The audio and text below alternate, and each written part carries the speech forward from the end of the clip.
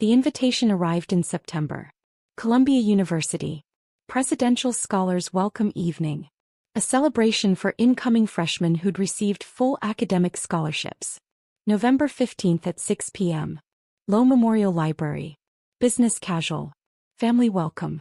My nephew Ethan had earned one of those scholarships. Perfect SAT scores. Valedictorian. National Merit Scholar. He was going to study pre-med. Follow in his aunt's footsteps, my brother Michael kept saying. Except Michael had no idea what my footsteps actually looked like. The invitation included a +1. Dr. Claire Mitchell and guest. I didn't have a guest. I'd been divorced for 6 years. My ex-husband had wanted children. I wanted my career. We'd wanted different lives. I RSVP'd for one. 2 weeks before the event, Michael called. Claire, you're coming to Ethan's thing at Columbia, right? Wouldn't miss it, I said. Great. We'll sit together. It's this whole reception thing. The dean is speaking. Very prestigious. Ethan's so excited. I'm excited too. He's going to be pre-med. Just like his aunt. Michael's voice was warm with pride. Remember when you were pre-med? Now look at you. Working at the hospital. It's come full circle. Working at the hospital. That's how Michael described my career. For the past 20 years. I'd stopped correcting him 15 years ago. It has, I said simply. Listen, Claire, I know you're busy with your hospital job, but try to dress nice for this, okay? It's Columbia. Very formal crowd. Lots of important people. I'll do my best, I said. Great. See you there. He hung up. I sat in my office staring at my phone. My office. Director of Cardiovascular Surgery, Columbia University Irving Medical Center. Corner office on the 8th floor. Windows overlooking the Hudson River. My name on the door. Dr. Claire Mitchell MD PhD. 3 diplomas on the wall. Columbia undergrad, Columbia Medical School, Columbia PhD in biomedical engineering. I'd spent my entire professional life at Columbia. 24 years. From undergraduate student to attending surgeon to department director. But to my brother, I worked at the hospital. Michael and I had never been close. 6 years apart. He was the older brother. The golden child. The one who did everything right according to our parents' standards. He went to Penn State. Studied business. Graduated with a 3.4 GPA and got a job as a sales manager at a pharmaceutical company. Married young. Had Ethan at 26. Climbed to regional director by 35. Now, at 52, he was VP of sales making $240,000 a year. Our parents thought he'd conquered the world. I was different. The intense younger sister. The one who studied too much. Who chose science over social life. Who went to Columbia on a full scholarship while Michael paid full tuition at Penn State. Claire's the smart one, Dad used to say. Like it was a consolation prize. But Michael's the successful one, Mom would add. I graduated Columbia summa cum laude. Got into Harvard Medical School, Johns Hopkins, and stayed at Columbia for their MD-PhD program. 8 years of medical school and doctoral research. 3 years of general surgery residency. 3 years of cardiothoracic surgery fellowship. I performed my first solo heart surgery at 32. At 35, I was appointed assistant professor of surgery. At 39, I became the youngest associate professor in the department. At 42, I was named director of cardiovascular surgery. I oversaw 17 surgeons, managed a $47 million annual budget, and performed approximately 140 surgeries per year. I'd published 73 peer-reviewed papers. I'd developed a new minimally invasive technique for aortic valve replacement that had been adopted by hospitals worldwide. I'd trained 34 cardiac surgeons who now worked across the country. Last year, I'd been named one of the top 50 cardiac surgeons in America by U.S. News and World Report. But my family still thought I was a hospital worker. I tried to explain once. 12 years ago at Thanksgiving. I'm not just working at the hospital, I'd said. I'm directing the cardiovascular surgery department. I manage the entire program. That's great, Claire, Michael had said. Management is good. I'm in management too. Regional director now. It's not the same. We're both doing well, he'd interrupted. Different paths but both successful. Our parents had smiled. Relieved that their children weren't competing. Except we weren't competing because they didn't understand we weren't in the same league. Michael managed sales teams for a pharmaceutical company. I operated on human hearts. But explaining felt like bragging. So I stopped trying. "How's the hospital?" became their standard question. "Good," became my standard answer. And the years passed with my family thinking I was a mid-level hospital employee making decent money and living a modest life. The truth was more complicated. As director of cardiovascular surgery, my salary was $520,000 annually, plus bonuses for research grants and publications. My net worth was approximately $4.7 million. I owned a brownstone in the Upper West Side. 3 bedrooms. Bought 12 years ago for $1.8 million. Now worth $4.2 million. I'd never mentioned the house to my family. They thought I rented an apartment. I drove a 10-year-old Honda Civic. Wore simple clothes. Lived modestly except for my home which I loved. Money had never motivated me. Medicine had. The chance to save lives. To innovate. To teach. To push the boundaries of what was possible in cardiac care. I'd performed over 2,800 surgeries in my career. My survival rate for high-risk procedures was 96.7%, significantly higher than the national average of 91.3%. I'd saved 2,800 lives. That was my success. Not my salary. Not my title. The lives. But my family measured success differently. Michael's house was bigger. His car was newer. His son was going to Columbia. Finally, Mom had said when Ethan got his acceptance letter. Someone else in the family going to an Ivy League school. Claire's always been the only one. Ethan's going to be pre-med, Michael had added proudly. Just like Claire. Maybe she can give him advice about the hospital. I'd smiled and said nothing. November 15th arrived cold and gray. I left the hospital at 4 p.m. I'd finished my last surgery at 2:30, a triple bypass on a 67-year-old man with severe coronary artery disease. The surgery had gone perfectly. He'd be in ICU for 2 days, then recovery. He'd go home to his wife and grandchildren. Another life saved. I went home, showered, changed into a navy dress and blazer. Simple. Professional. The kind of outfit that said hospital employee, but also Columbia alumna. I arrived at Low Memorial Library at 5:50 p.m. The building was stunning. Neoclassical architecture. Massive columns. The iconic dome. I'd walked past it thousands of times as a student, but it never stopped being impressive. Inside, the rotunda was set up for the reception. Round tables with white linens. A stage with a podium. Screens on either side showing the Columbia crest. I found the check-in table. "Name?" asked the student volunteer. "Dr. Claire Mitchell." She scanned the list. Her eyes widened slightly. "Oh, Dr. Mitchell. Yes. You're at table 3. That's the VIP section. Presidential donors and distinguished faculty." "Thank you." I found table 3. Front section. 2 other people were already seated. I recognized one. Dr. Patricia Huang, Dean of Columbia Medical School. "Claire." She stood and hugged me. "So glad you're here. Wouldn't miss it. My nephew is one of the scholars." "Wonderful. These kids are incredible. We're so lucky to have them." The other person at the table introduced himself. "Robert Chin. I'm on the board of trustees." "Claire Mitchell. I'm faculty at the medical school." "What department?" "Cardiovascular surgery." Are you the Dr. Mitchell who developed the minimally invasive aortic valve technique?" "I am." "Brilliant work. My father had that procedure last year. Changed his life."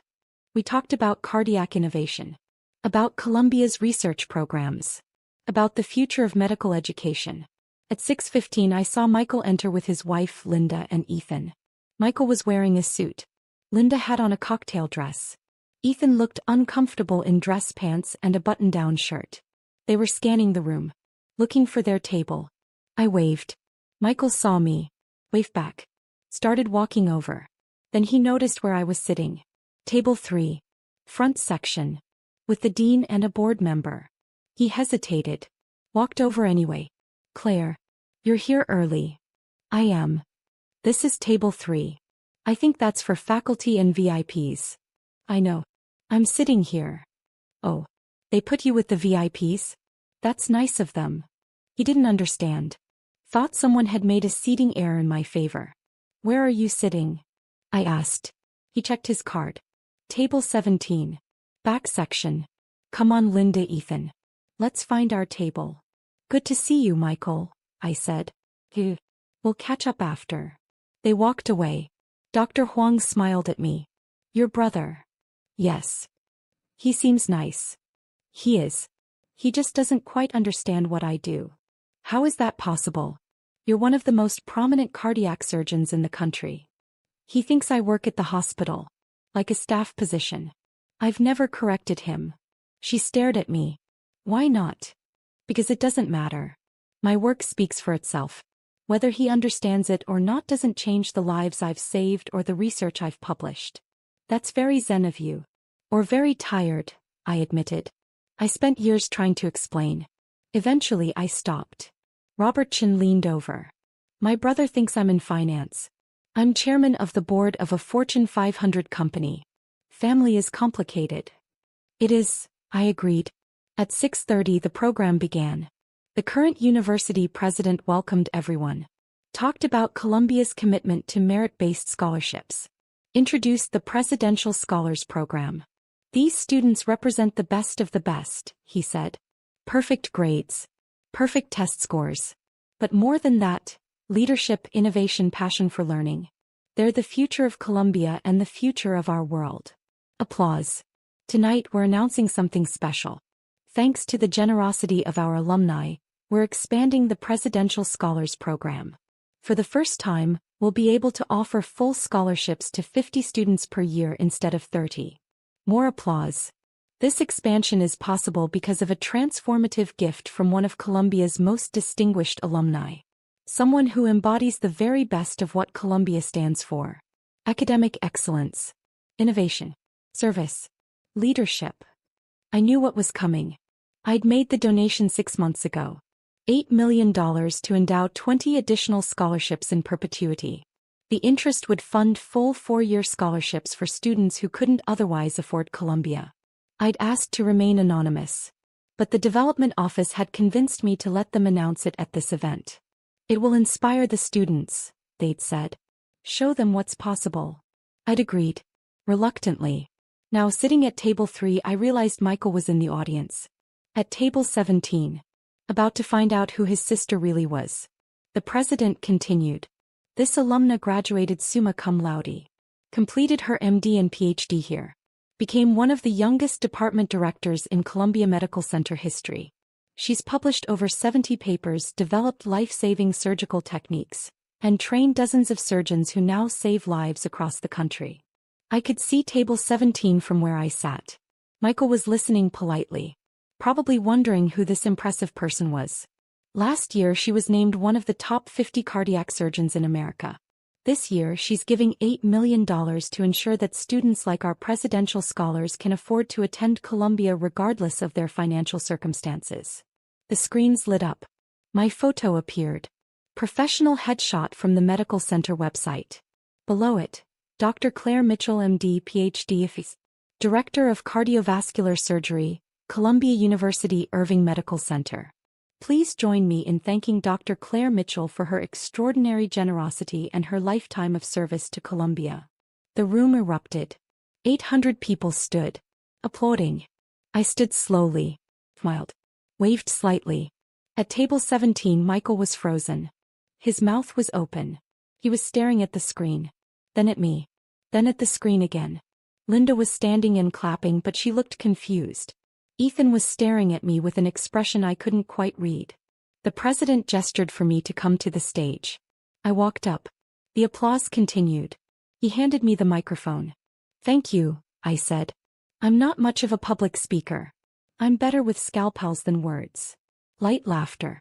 But I want to say something about why this scholarship matters to me. 28 years ago I was sitting where these students are sitting. A presidential scholar. First in my family to go to an Ivy League school. Daughter of a factory worker and a teacher. I had perfect grades but no money for tuition. I paused. Columbia gave me a full scholarship. Without that scholarship I would have gone to state school. Maybe become a nurse instead of a surgeon. Maybe never had the opportunity to develop new surgical techniques or train the next generation of cardiac surgeons. That scholarship changed my life. I looked at the presidential scholars. 50 faces. Young. Eager. Brilliant. So this donation isn't charity. It's paying forward what Columbia gave me. The chance to reach my potential. The chance to serve. The chance to make a difference. I looked at table 17. Michael was still frozen. Not clapping. Just staring. These students will do extraordinary things. They'll cure diseases. Build companies. Create art. Serve communities. Lead movements. And someday maybe they'll pay it forward too. Maybe they'll give some other brilliant kid the chance they had. I held up the certificate the president had given me. Thank you, Columbia. For believing in merit over money. For creating opportunities. For changing lives. The applause was thunderous. I walked off stage. Back to table 3. Dr. Huang hugged me. That was beautiful. Thank you. Robert Chin shook my hand. $8 million. That's transformative. It's an investment, I said. In the future. The rest of the evening was a blur. Dinner was served. I made small talk with the table. Students approached to thank me. Faculty members congratulated me. At 8:30 the formal program ended. Networking began. Michael appeared at my table. Claire. Can we talk? Of course. We walked to a quiet corner of the rotunda. He looked shaken. You donated $8 million. Yes. $8 million. Yes, Michael. Where did you get $8 million? I saved it. Over 24 years. Plus investments. Plus the sale of some stock options. Stock options from what? I consult for a medical device company. They gave me equity. The company went public. The stock appreciated. He was quiet for a long moment. You're not just working at the hospital. No. You're the director of cardiovascular surgery. Yes. You're one of the top 50 cardiac surgeons in America. According to one ranking, yes. You make what? What do you make? Michael, I don't think. Just tell me. Roughly. Including bonuses and consulting, about $600,000 a year. His face went pale. $600,000. It's not about the money. You make $600,000 a year and you never told us? You never asked, I said quietly. You asked how the hospital was. I said good. You assumed I was a mid-level employee. I didn't correct you. Why not? Because it didn't matter. You measured success by salary and title. You were proud of your VP position and your $240,000.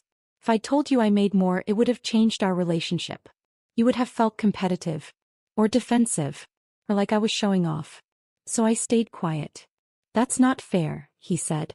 Isn't it? How many times did you tell people about my job? She works at a hospital. In that dismissive tone. Like it was nice that I had employment but nothing special. He looked away. I heard you tonight, I continued. When people asked about me. She works at a hospital. My son will be the real success. I didn't mean. Yes, you did.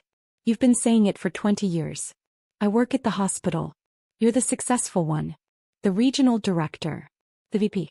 The one who made it. Because I thought. You thought I was ordinary. Unremarkable. Just another hospital employee. Because I didn't brag about my achievements or my salary or my research. So you assumed I didn't have any. He was quiet. Michael, I've performed over 2,800 heart surgeries. I've saved 2,800 lives. I've published research that's changed how we do cardiac care. I've trained surgeons who are now saving lives in 34 states. That's my success. Not my salary. Not my title. The lives. I didn't know, he whispered. Because you never asked.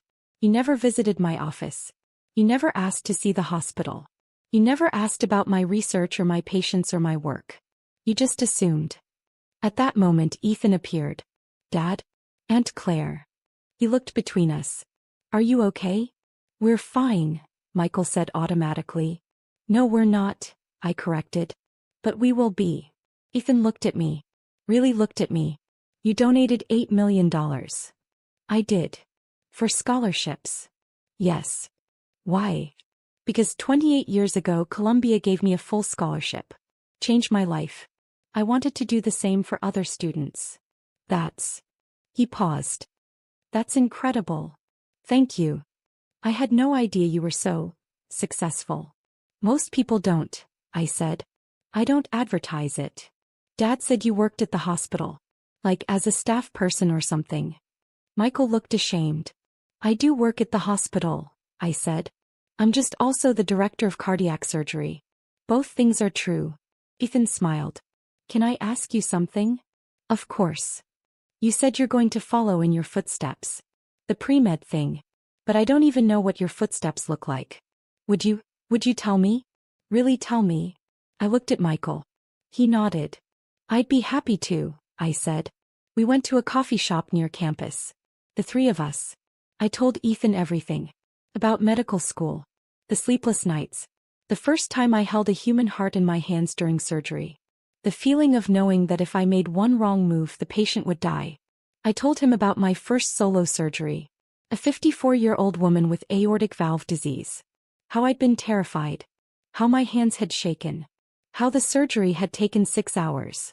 How she'd survived and hugged me 2 weeks later and said, "You gave me my life back." I told him about the research. The years of studying minimally invasive techniques. The failures. The breakthroughs. The moment I realized we could do valve replacements without opening the entire chest cavity. I told him about the first patient who received my new technique. How the recovery time was cut in half. How the complication rate dropped.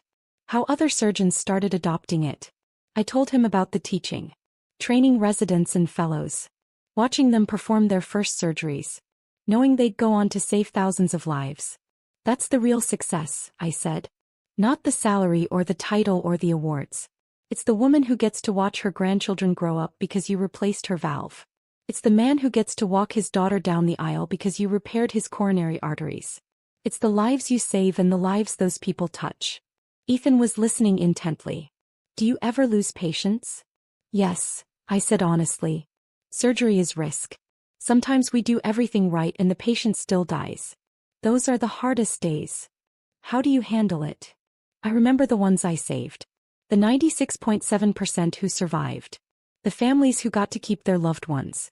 And I used the losses to make me better. To refine my technique. To reduce risk. Every patient who dies teaches me something that might save the next one. Michael was quiet. Just listening. I want to do that, Ethan said. I want to save lives. Then you'll be a great doctor, I said. Will you help me?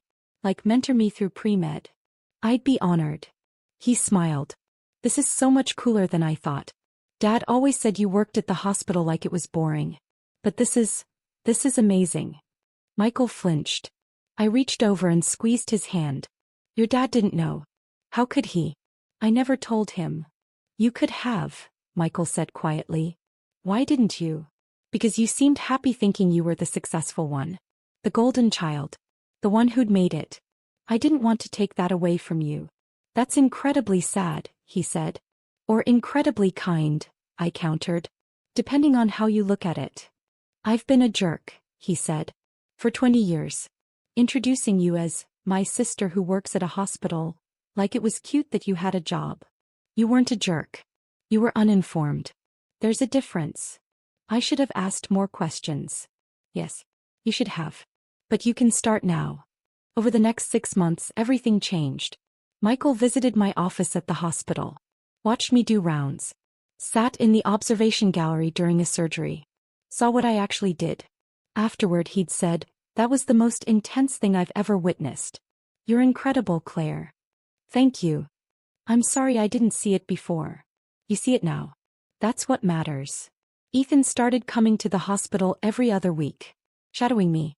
Bernie. Asking questions. I introduced him to residents. Let him observe procedures. Taught him about anatomy and physiology and the art of surgery. You're a natural teacher, one of my residents said. You should do more of this. I am, I said. Starting with my nephew. In March, Michael called a family meeting. Mom, Dad, Linda, Ethan, and me. I have something to say, Michael announced. For the past 25 years, I've been telling everyone I was the successful sibling. The one who made it. The one who did everything right. Our parents looked confused. But I was wrong. Claire is the successful one. She's one of the top cardiac surgeons in the country. She makes twice what I make. She saved almost 3,000 lives. She donated $8 million to Colombia. And I had no idea because I never bothered to ask about her life. Mom's mouth fell open. $8 million? Yes, I said simply. Where did you get $8 million? I saved it, invested it, earned it over 24 years of working as a surgeon. You're a surgeon? Dad asked. I thought you were a hospital administrator or something. I'm the director of cardiovascular surgery. I both operate and administrate. Silence. Then Mom said, Why didn't you tell us? I did tell you. Multiple times. You didn't listen. Eventually I stopped trying. That's not fair. Mom, Michael interrupted. It is fair. We didn't listen. We assumed. We were so busy being proud of my regional director title that we never asked what Claire's title was. I'm proud of your title, I said to Michael. You worked hard for it. But we can both be successful. Success isn't a competition. I know that now, he said. I wish I'd known it 20 years ago. Dad stood. Walked over to me. Hugged me. I'm proud of you, Claire. So proud. And I'm sorry I didn't say it more often. Thank you, Dad. Mom joined the hug. My daughter, the heart surgeon. Cardiac surgeon, I corrected gently. But close enough. In May, Colombia held its annual donor recognition event. The development office had asked me to speak. To explain why I'd given the $8 million. I agreed. The event was at the faculty house. 300 guests. Major donors. University leadership. Faculty. Students. My whole family came. Mom, Dad, Michael, Linda, Ethan. They sat at table 5. Front section. Proud. When I was introduced, they stood and cheered louder than anyone. I walked to the podium. Looked out at 300 faces. And began. 28 years ago, I walked onto this campus as a scared 18-year-old from a working-class family in New Jersey. I'd been accepted to Columbia with a full presidential scholarship. Without that scholarship, I would have gone to Rutgers. Probably become a nurse. Maybe taught biology at a high school. I paused. But Columbia gave me a chance. A chance to study with the best professors. To work in world-class research labs. To attend medical school. To become a cardiac surgeon. To save lives. I looked at my family. My family didn't always understand my path. They thought I worked a modest hospital job. They didn't know I was directing a department or performing complex surgeries or publishing groundbreaking research. And honestly, that was partly my fault. I didn't share. I didn't explain. I let them think what they wanted to think. Michael was crying. But over the past 6 months, that's changed. My family now understands what I do. And more importantly, why I do it. Not for the salary or the prestige or the recognition. But because every surgery is a chance to give someone more time. More birthdays. More anniversaries. More moments with the people they love. I held up the donor recognition plaque. That's why I gave $8 million to Columbia. Because this university gave me the chance to do that work. To save those lives. To make that difference. And I want to give that same chance to 50 more students every year. Forever. The room stood. Applauding. My family stood first. After the speech, after the networking, after the thank yous and handshakes and photographs, I found my family waiting for me. Ethan hugged me first. That was amazing, Aunt Claire. Thank you. Michael hugged me next. I'm so proud of you. I should have said that 20 years ago. You're saying it now. Better late than never? Much better late than never. Mom and Dad hugged me together. Our daughter, Mom said. The heart surgeon. The professor. The philanthropist. Just Claire, I said. Doing work I love. Just Claire who saved 2,800 lives, Dad corrected. We went to dinner afterward. An Italian place in Morningside Heights. The kind of restaurant families go to celebrate. And we celebrated. Not my donation. Not my title. Not my salary. But the fact that after 25 years of being invisible to them, my family finally saw me. Really saw me. Not as she works at the hospital. But as Dr. Claire Mitchell. Cardiac surgeon. Lifesaver. And that was worth more than $8 million. That was priceless.